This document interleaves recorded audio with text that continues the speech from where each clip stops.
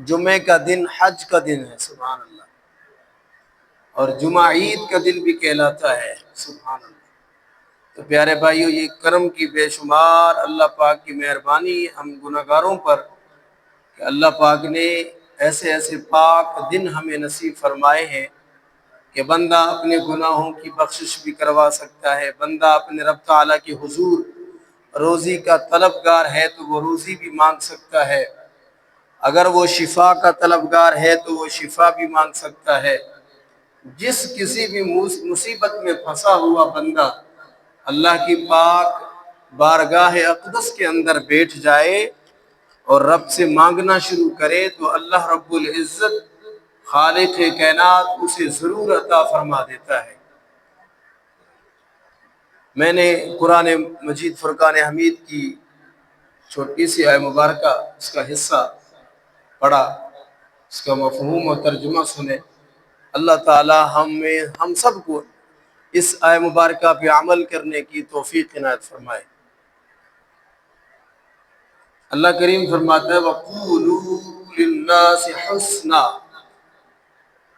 یہ جو بات چیت کرتے ہیں نا ہم لوگ، بات چیت آپس میں گفتگو کرتے ہیں، چاہے وہ گفتگو دینی ہو دنیاوی ہو،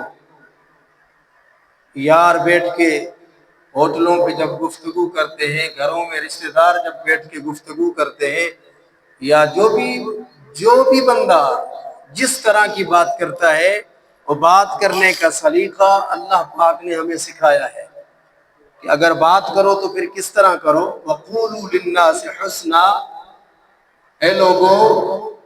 جب کسی سے بات کرو تو پھر اچھی بات کرو، سبحان اللہ، احسن طریقے سے بات کرو،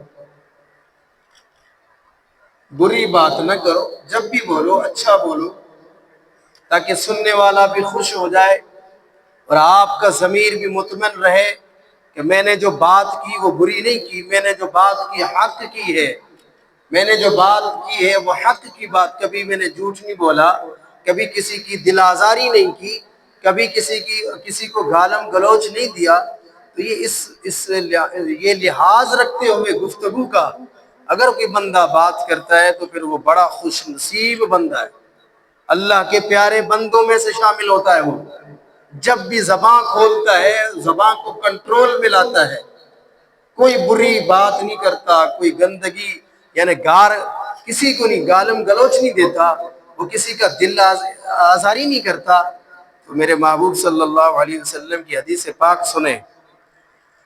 یہ تو قرآن مجید تھا، میں نے آپ کو سنایا تھوڑا سا ٹکڑا پڑھ کے، وَقُولُوا لِلنَّاسِ حُسْنًا، جب بھی بات کرو بھلی بات کرو اور اچھی بات کرو۔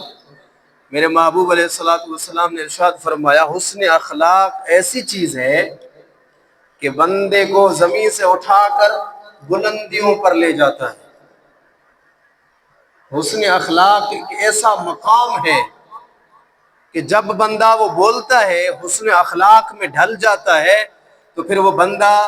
اللہ رب العزت کو عزیز ہو جاتا ہے، پیارا ہو جاتا ہے۔ تو میرے محبوب صلی اللہ علیہ وسلم کی حدیث مبارک عن عائشہ رضی اللہ عنہا قالت قال رسول اللہ صلی اللہ علیہ وسلم ان من اکمل المؤمنین ایمانا احسنهم خلقا وَأَلْطَفُهُمْ بِأَهْلِهِ رواہ الترمذی۔ یہ حدیث سیدہ طیبہ طاہرہ